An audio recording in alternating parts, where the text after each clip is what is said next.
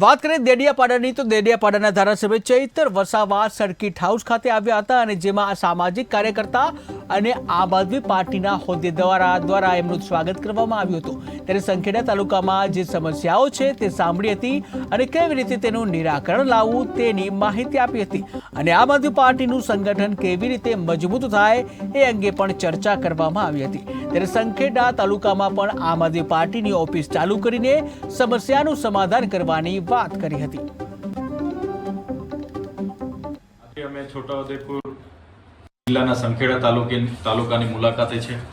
સંખેડા તાલુકાના સામાજિક અને રાજકીય આગેવાનો, અહીંના યુવાનો અને તમામ લોકો સાથે હમણાં મુલાકાત થઈ તો અનેક સમસ્યાઓનો સામનો અહીંના લોકો કરી રહ્યા છે। એમની રજૂઆતો અનેક અમારી સમક્ષ આવ્યા છે। એમાં સ્કૂલોમાં પૂરતા શિક્ષકો નથી, પૂરતા ઓરડાઓ નથી અને જે અહીંયા જે ટ્રસ્ટો દ્વારા જે આશ્રમ શાળાઓ ચાલે છે એમાં પણ બાળકોને ભૌતિક સુવિધાઓ નથી, જમવાની વ્યવસ્થા સારી નથી જેવા અનેક સમસ્યાઓ આવી છે।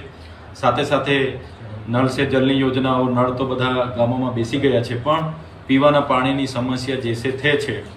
આજે આ વિસ્તારમાં વીજળીના કિસાન સૂર્યોદય યોજના હેઠળ જે 10 કલાક દિવસે મળવી જોઈએ તે પણ વીજળી પૂરતી મળતી નથી। રોડ રસ્તા બાબતે પણ અનેક રજૂઆતો આવી છે। ત્યારે અહીંયા વર્ષોથી સરપંચથી લઈને સંસદ સુધી એમની ગુજરાતમાં પણ એમની સરકાર હોય, કેન્દ્રમાં એમની સરકાર હોય છતાં દર વખતે ભાજપને અહીં ખોબલે ને ખોબલે મત મળે છે છતાં લોકો સાથે આટલો બધો અનદેખો થાય છે। ત્યારે ચોક્કસ આ તમામ પ્રકારની લોકોની સમસ્યાને વાચા આપવા માટે આજે અમે તમામ આગેવાનો સાથે ચર્ચા કરી છે। આવનારા દિવસોમાં સંખેડા તાલુકાનું અમારું સંગઠન આખું નિર્માણ કરીશું અને લોકોના પ્રશ્નોને ન્યાય આપવા માટે એક કાર્યાલય પણ અહીંયા તાલુકા કક્ષાએ અમારે ચાલુ કરીશું અને અનેક સમસ્યાઓ ઘણી છે।